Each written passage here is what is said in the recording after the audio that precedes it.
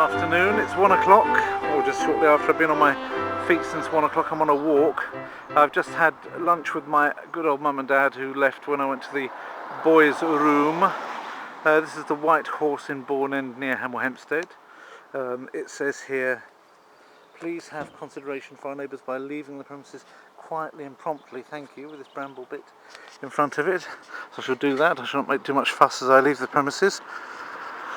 I hope that's quiet and prompt enough for everybody. Bourne End Farm here. This is a nice part of Hertfordshire. I think I've probably filmed it before. I used to come when I was on my regular walks around Hemel Hempstead, things that I was doing about 3 years ago. You will have all, those of you that have been with me on this channel for some time, and thankfully there are quite a few such people. I won't name everyone at the moment for fear of leaving out valued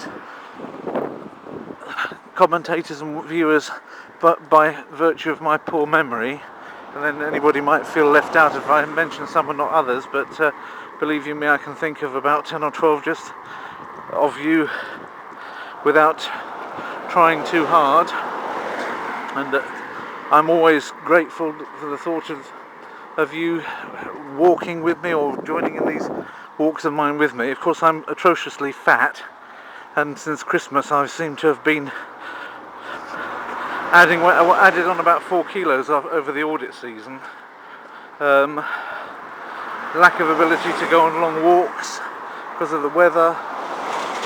That's actually a little bit narrow, isn't it? I'm not entirely sure I like the walking on that side, because it's a very narrow bit and there's things coming through fast behind me that I can't see. I think I'll stick to this side.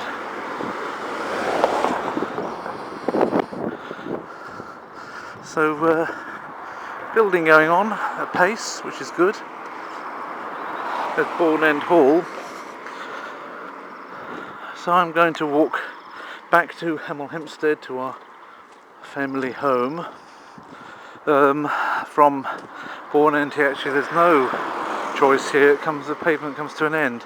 It's a bit of a pain.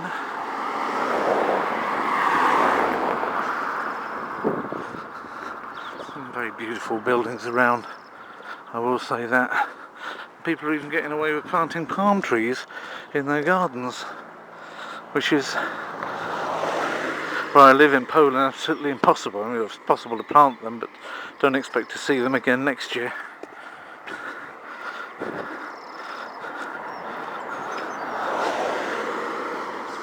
The only places palm trees grow in Poland is under glass.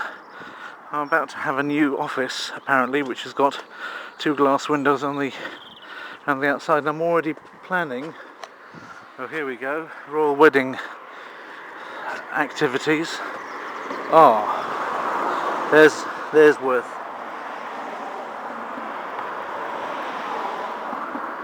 I think this is in HD, so yes,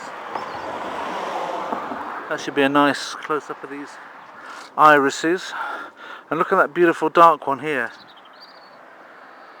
Is the colour of that coming through? It's iridescent.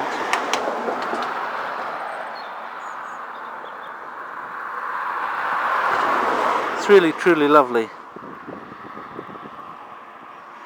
So, when I first, and this is a lovely grapevine here, as you can see the grape leaf, and there's the little plant there, the nodule that will turn into a bunch of grapes, hopefully, if there's enough sun. And apparently, in England, southern England, over the last week or so, the weather's been really warm. So the insects are out in force, obviously.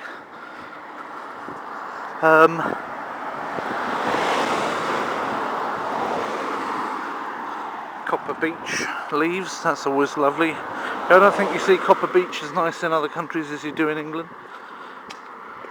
In any event, I don't remember seeing on the continent anywhere where the copper beeches look as good as they have looked since my childhood in Hemel Hempstead, including one really close to my home. So there are some plants that really grow nicely in southern England. And of course people take pride in their gardens. The front garden is part of the visit card of the house, the back garden more secluded. That's how it tends to be in England. People don't sit out so much in their front gardens. If they want to sit in their sun, they'll sit in their back garden.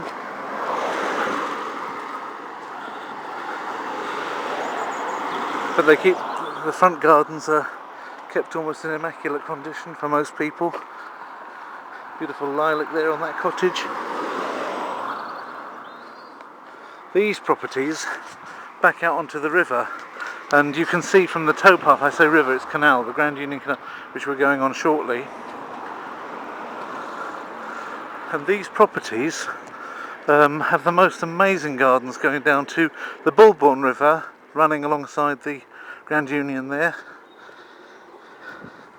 And you get through the hedges peaks of how people live, who really have beautiful houses and who look after their gardens at the back very nicely. Obviously a lot of work goes into that. These are Spanish tiles, as you can tell by the existence of a nice ñ. So this is Bourne Haven. This place is called Bourne Haven. And again, very nice tiles, probably people brought back from holiday. There's a robin on the top of that. You see the robin there? He's gone.